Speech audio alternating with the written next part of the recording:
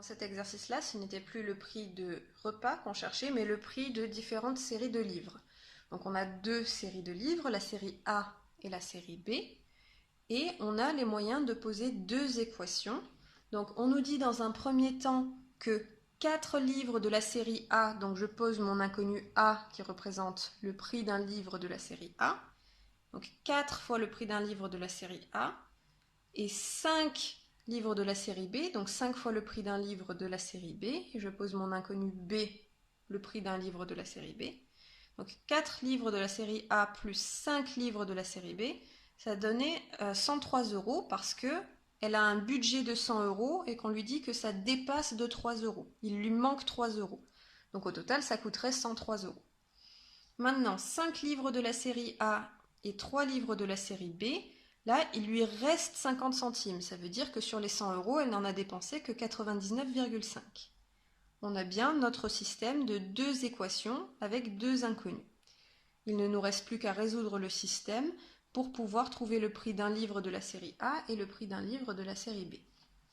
Donc pour le résoudre le système, là vous voyez, on n'a pas forcément d'inconnu qui sera plus facile à isoler.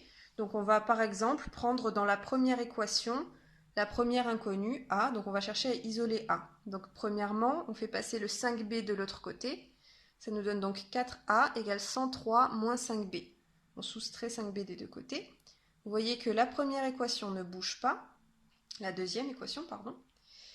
Et donc ici, il ne nous reste plus qu'à diviser par 4 des deux côtés et on obtient A égale 103 moins 5B divisé par 4. Et dans notre deuxième équation, on va pouvoir remplacer A par l'expression avec B. Donc ça nous donne 5 fois 103 moins 5B sur 4 plus 3B égale 99,5. On n'oublie pas les parenthèses. Ensuite, donc la première équation, on ne peut plus rien faire, donc on la laisse telle quelle. Et dans la deuxième, on va développer, ce qui nous donne, alors 5 fois 103, ça nous donne 515 sur 4. 5 fois moins 5B, ça nous donne moins 25B, toujours sur 4. Et le 3B qu'il y a ici, on va le mettre au même dénominateur, c'est-à-dire sur 4. Donc ça nous donne 12B sur 4. 3 fois 4, ça fait 12. Ensuite, on cherche, je le rappelle, à isoler B. Donc première chose à faire, moins 25 plus 12B sur 4, ça donne moins 13B sur 4. Moins 25 plus 12, ça donne moins 13. Et le 515 sur 4, on peut le faire passer de l'autre côté.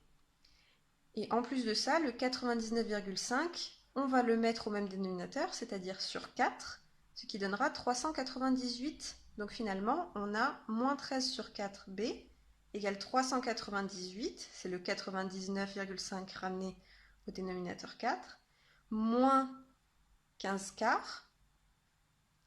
Et donc maintenant, ce qu'il nous reste à faire, c'est nous débarrasser du moins 13 quarts. Alors, première chose, on voit que des deux côtés, on divise par 4. Donc ça veut dire que si on multiplie par 4 des deux côtés, on va éliminer ici le dénominateur des deux côtés. Donc il ne nous restera plus que moins 13B égale 398 moins 515, ce qui fait moins 117.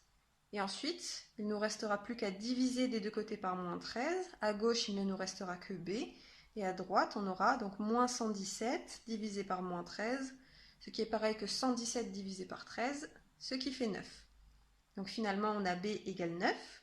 Et si on remplace B par 9 dans la première équation, on obtient 103 moins 5 fois 9 divisé par 4. Et ça fait 14,5. Donc finalement, A égale 14,5, B égale 9, ce qui veut dire qu'un livre de la série A coûte 14,5 € et un livre de la série B coûte 9 €.